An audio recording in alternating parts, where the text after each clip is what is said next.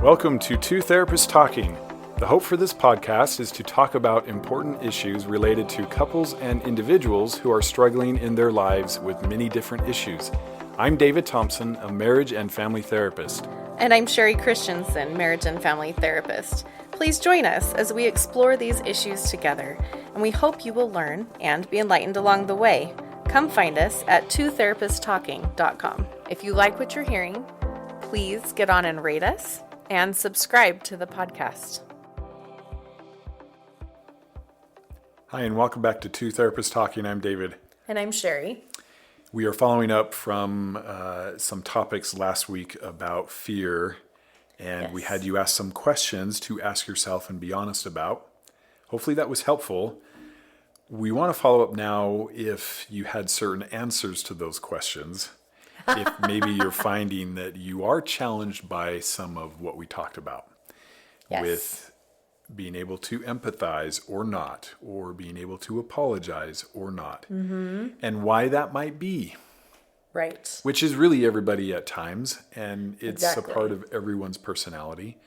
But stress and hardship can push us more towards the end of the spectrum. So, Yeah. And different life experiences and whatnot are going to affect where you land on that and what topics you land on those things with. Which is fair. In time, we want you to find balance and equilibrium again. Yes. Which we talk a lot about. And so we want to go through some ideas here. Starting with a question. What do we do if we are coming from fear and we can't be wrong? Yes. We're noticing that, I think that applies to me. I'm like a teenager where I'm right about everything and nobody can tell me different.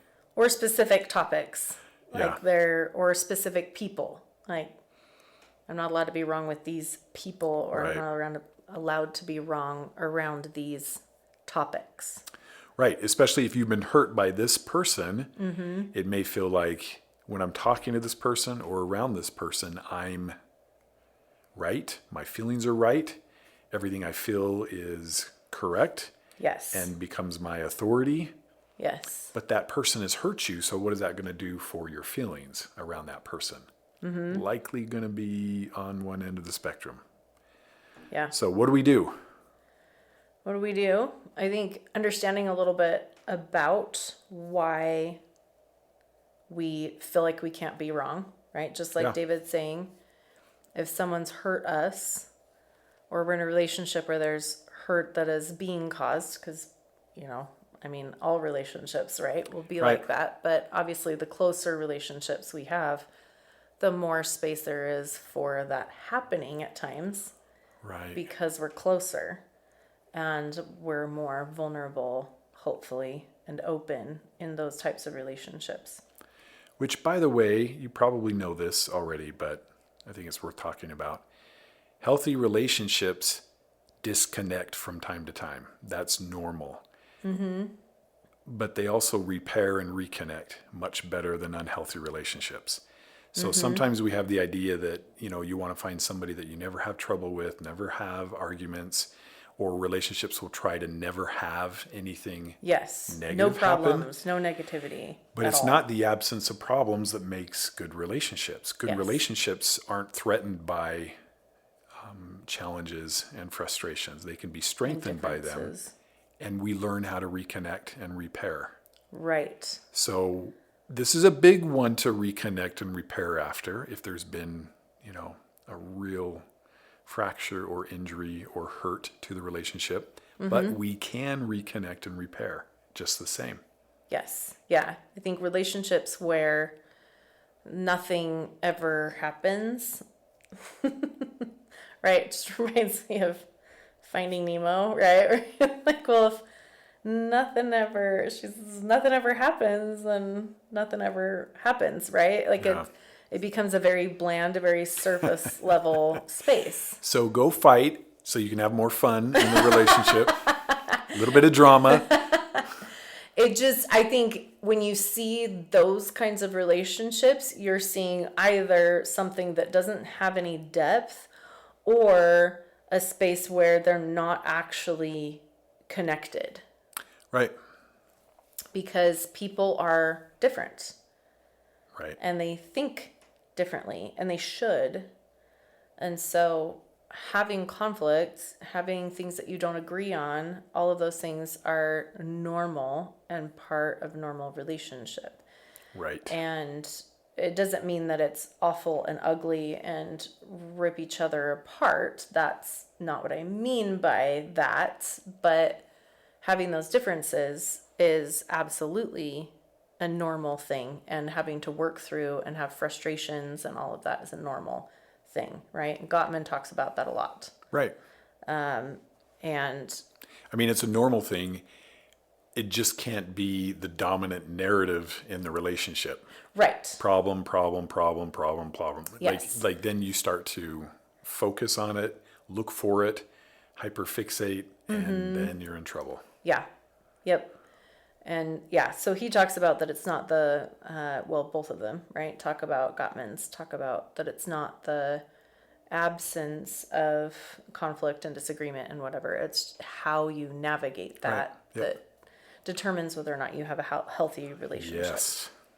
So, Parenting too, by the way. yes, actually. Quick side note. Yes. Stop trying to protect your child from anything that could ever happen to them. Yes. And teach them how to work through it and where to go for help. Yes. Yes, exactly. So as we're talking about what do we do if we recognize that we have this space where we don't feel like we can be wrong, exploring that, right? So there's some acceptance, sounds like. Acceptance, exploring what is that part of you afraid of will happen if you either are wrong or admit to being wrong. Because sometimes you can know you're wrong, but you're still not okay to be wrong, right? Yep. So what is that part afraid of will happen if you admit to being wrong or if you have a part to play in the situation. And I feel like oftentimes the answer for clients is, well, then that would mean that I'm going to get blamed for the whole part, everything. Right. Yep. And it might be something else. There could be another reason why you feel like that. Maybe if I admit to this, then this person is going to just use it against me. Mm-hmm. Or throw me to the bus, or it may be that means that I won't have the moral high ground anymore. Right. Which is really sad. You see these relationships where they have long since given up this grace, you could call it, giving your partner the benefit of the doubt. Mm-hmm. It's become very competitive and comparative, which is really sad. Because, I say this a lot in couples therapy is kind of call a timeout and say, does anyone give the other the benefit of the doubt? Is there any sense of wanting their well-being or that their intentions were good, even if their behavior obviously missed the mark? Right. Or was absent-minded or thoughtless? Right. But where's kind of this, spirit of grace or mercy or forgiveness? Mm-hmm. And obviously relationships that have a lot of conflict can lose that. Yes. But be aware of that and think about that and make sure you two aren't finding yourselves in just a constant state of fault finding, no grace, no benefit. And that's a cycle that you get stuck in and you can be stuck there for a long time. And it's really hard. And you know this because everybody has been there at times. Right. Right. So understanding a little bit about what you're afraid of will happen if you are wrong can help you know how to proceed with that. And if you're looking from an IFS model, internal family systems model, like being able to talk through those parts and connect with yourself, the connected, curious, calm part of yourself, that can say, oh, hey, you know what? It's actually acceptable. It's okay for me to be wrong. Yeah. Maybe there's a perfectionist part involved. There's a lot of different things that could be going on there. But allowing yourself to have that that grace and space for yourself, and to be able to kind of talk through with yourself, right? What you need and what's going on, and being able to address that and see if that part can kind of step to the side a little bit and allow you to be a normal human who's wrong sometimes or has Right. a part to play in the scenario. Yeah, I don't know, we've talked about this too before, just the ability to apologize. I don't see that very much in relationships when they're, well, of course, the ones that come in aren't usually Right. doing fantastic, but as they talk or fight or discuss, there's not a lot of apology. Right. And that's part of it too. What do I do if I know that I'm wrong? Well, ideally, as soon as you sense that or have a awareness of it, you own it. Take accountability and you apologize. Try to take their perspective and then offer to repair somehow, which again is mostly just apologizing, Right. but sometimes requires more than that. Yeah. Like doing something a little different.